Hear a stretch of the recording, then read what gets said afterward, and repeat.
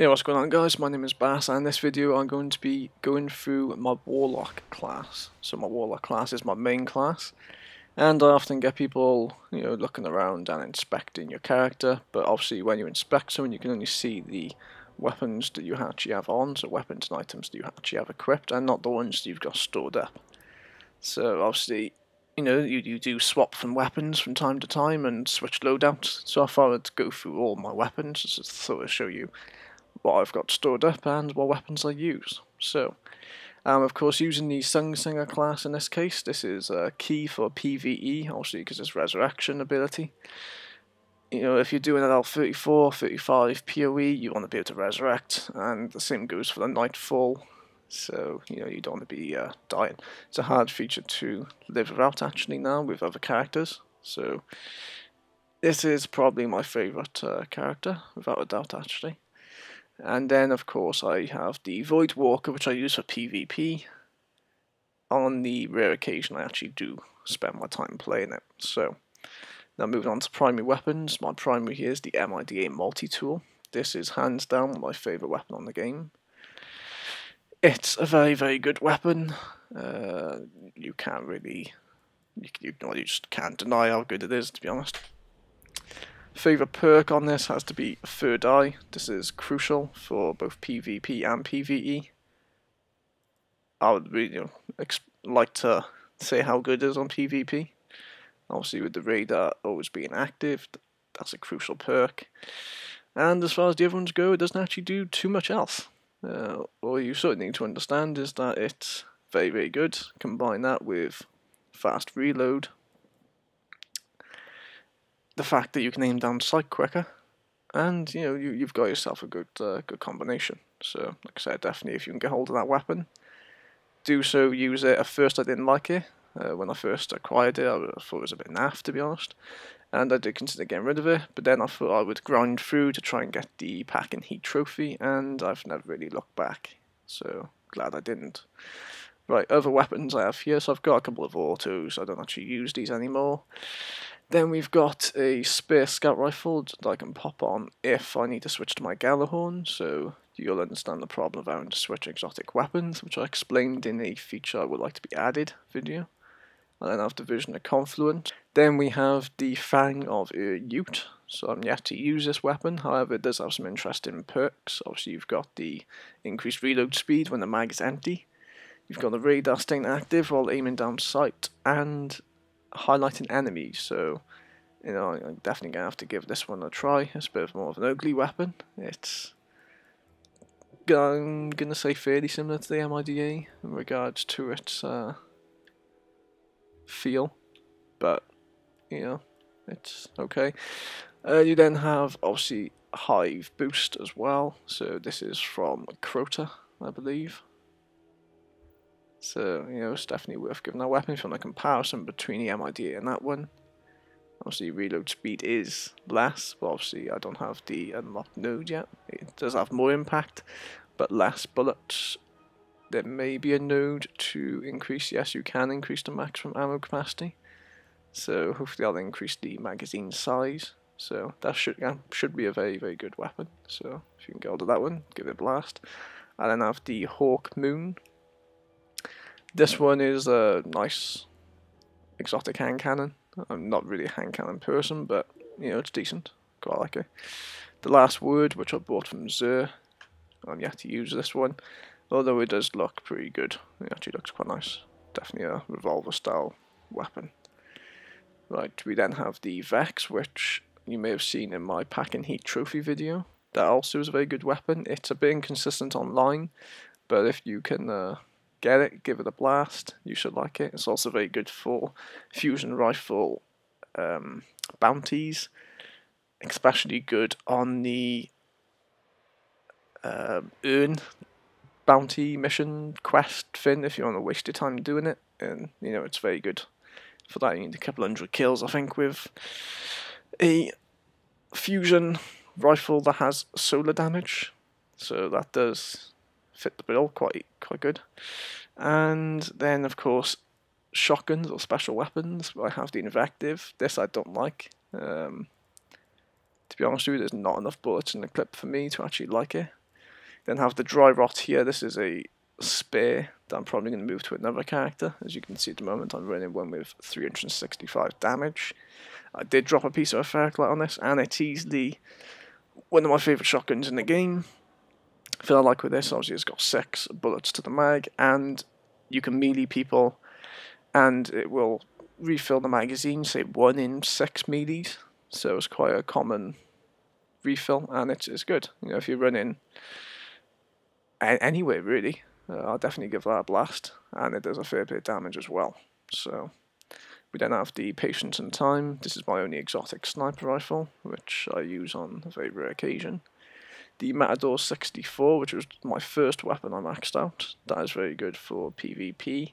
It's also good on PvE, 5 bullets to the mag, but the rate of fire is rather slow, so you're relying on the impact and killing people in 1 hit, or 1 hit in the melee, or so on. Then got the Light of Abyss, or the Abyss, which I'm yet to use. I'm not really a fusion rifle person other than the Vex. We then have the Wolfbane Oath, or Wolfborn Oath rather, which I picked up as a Judgment's Chance, I believe, from Varix over at the Reef. And then we've got her Benevolence, which is just a backup weapon. And Found Verdict, which I had as a random drop. This should be fairly decent. It's obviously got 6 bullets in the clip here, so I should actually really use this one a bit. Well, use it at all actually. But for some reason it caps out at 300. Don't know why that is the case. Obviously you compare that to a dry rot, that's 331 attack straight up.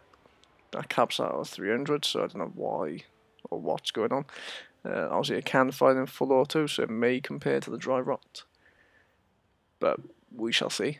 Obviously the impact is up, but that may reduce as the weapon fires in full auto, so we'll have to see with that one.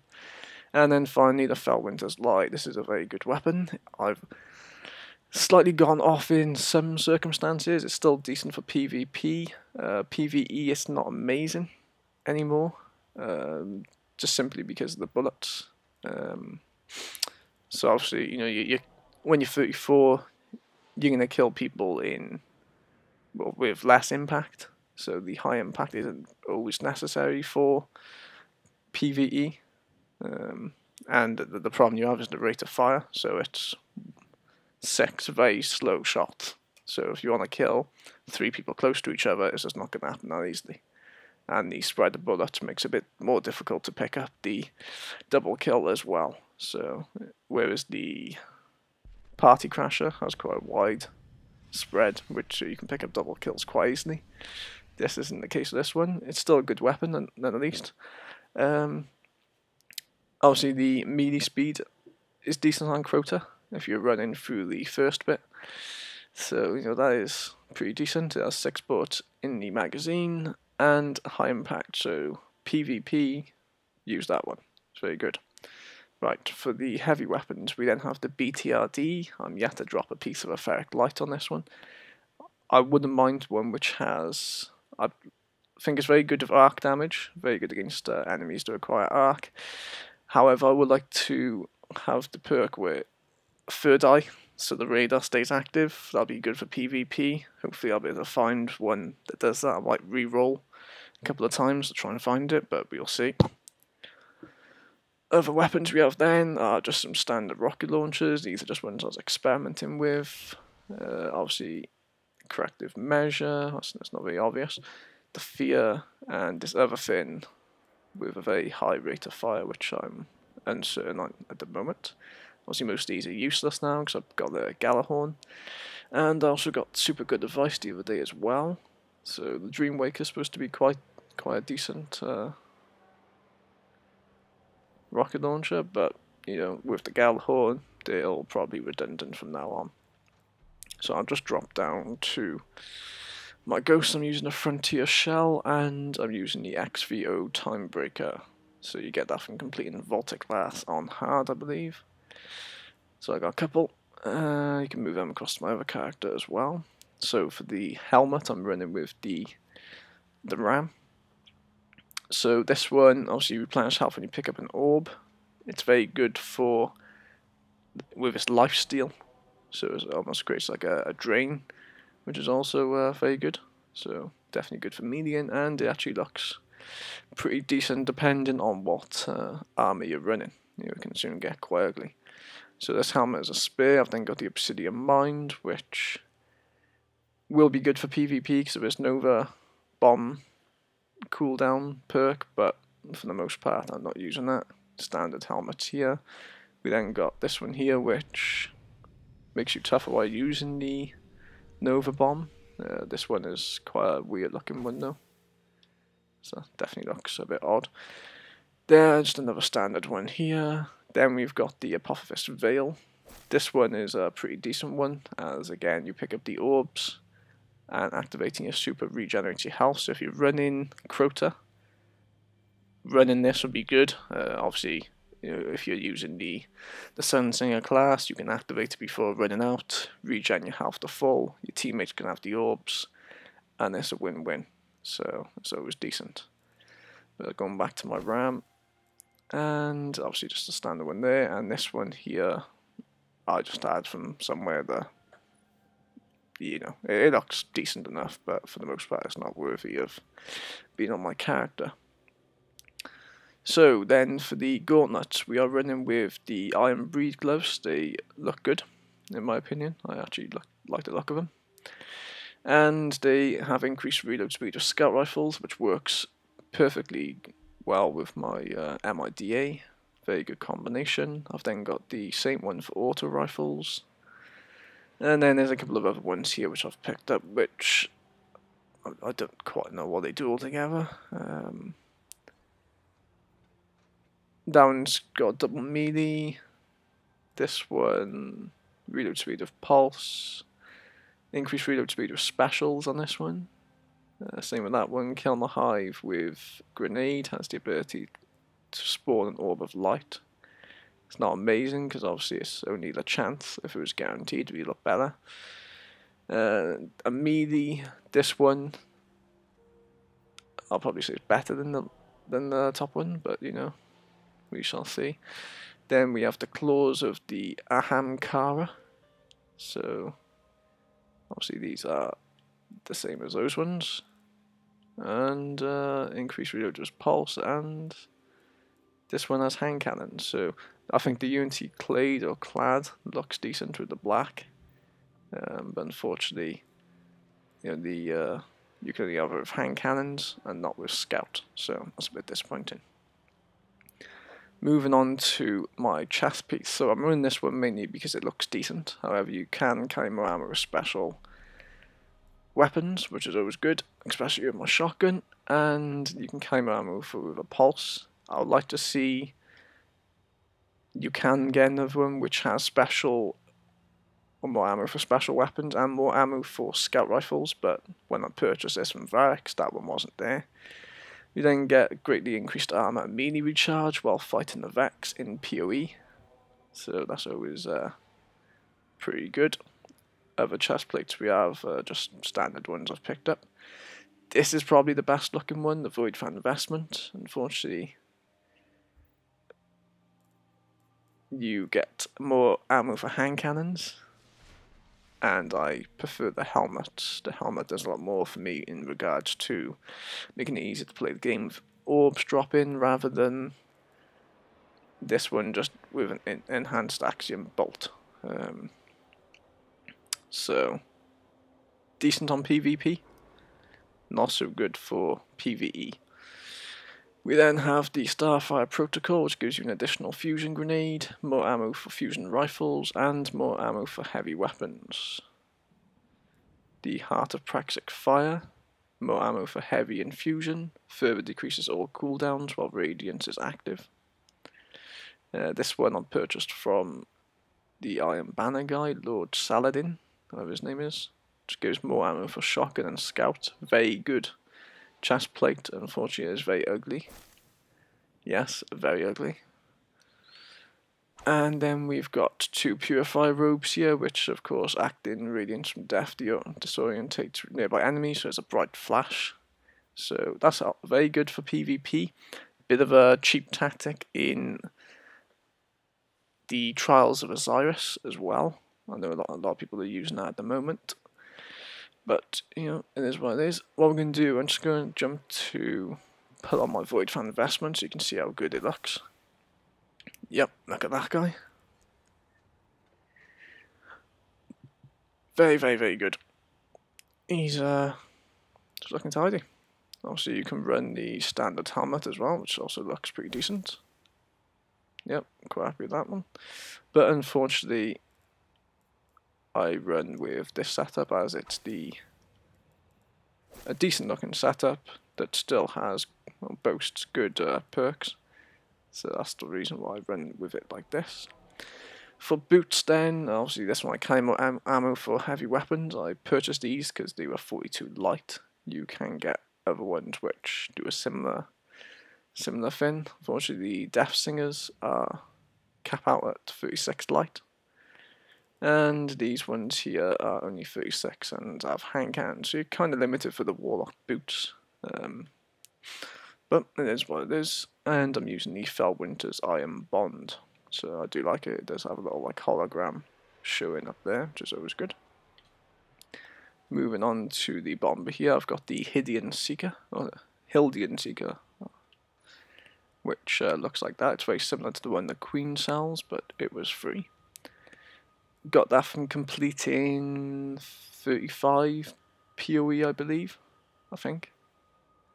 And then we've got the Pallas Victorious, which is purchased from the Queen. I like this shader, looks very good. I did have the Queen's Web from completing 35 PoE, which looks pretty good. It's got like a glossy effect to it. And the Glow from, this was from the Vaulted Glass, I believe. So complete that on hard and you get the Glow as a random drop. But I do like the Pallas Victorious, it's got a nice finish to it, nice colours as well. So then for the emblem I'm running the Calbreaker. You get the Calbreaker and the Firm Decree from completing 35 PoE, I believe. So I do prefer the Calbreaker, which is why I run that one. Some other ones, you got the Crota's End for completing Crota on hard, Paladin's Blaze on hard from the Queen, standard Iron Banner ones. That one I think I got from the Queen as well. That one I purchased a long time ago. Don't have a clue. And Crota. Nope, Judgment's Right Hand. That was from leveling up to rank 1 in House of Judgment, I believe. So that is that. So that is my Warlock. It's been a long video, 18 minutes long. I do apologise, me rambling. Most of which most people don't have an interest in, but I thought I'd show it off anyways. So just in case if people are curious, this is a very good loadout. This current one is tailored towards PvE. If I was running PvP, then I'd switch over to the Voidwalker. Still running MIDA shotgun, I might switch out to the Felwinter. BTRD would probably stay on. The helmet would probably swap out to this one. Might leave as the Ram is decent on PvP, but I don't need the orbs. And I'd run the Void Fan, and that would be about it. So this would be my PvP class, and the other one would be my PvE. So I am short on this one. I do need a 42 helmet, which I should probably buy from Varex, but yes, this one does do the job with increased melee speed. But, you know, it is what it is. So that's what concludes the video. Thanks again for watching, and have a good day.